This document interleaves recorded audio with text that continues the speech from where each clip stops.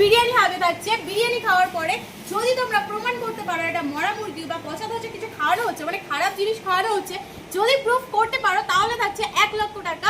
Cash নাও, check নাও, যাতে ইচ্ছা নাও, 1 লক্ষ টাকা পুরস্কার থাকছে।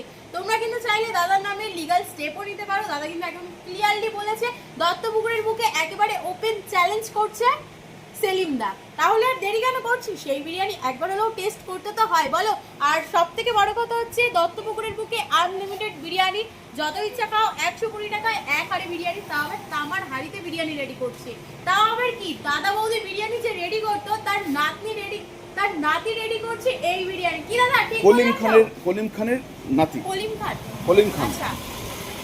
আমাদের ব্যারাকপুরে দাদা বৌদি বিরিয়ানি যে তৈরি করতো কলিম খান, তাই তো? তৈরি করে। তার একমাত্র নাতি বিরিয়ানি তৈরি করছে এসবিএফ বিরিয়ানি হবে। একদম ঠিক বললাম? ঠিক। তাহলে চলো।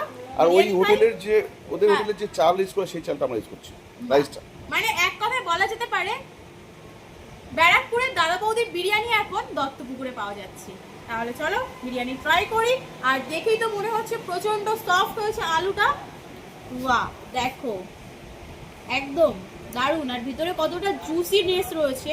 আর চিকেনটা জাস্ট আমি ভিডিও শুরুতে যখন তুললাম, এই দেখো কি বললাম, একদম 3 টুকরো হয়ে গেল, এতটা সফট চিকেন। মানে আর কি চাই, প্রপার ব্যারাকপুর স্টাইলের বিরিয়ানি পাওয়া যাচ্ছে দত্তপুকুরে। ট্রাই করা যাক একবার। বাঁধতে পারবো।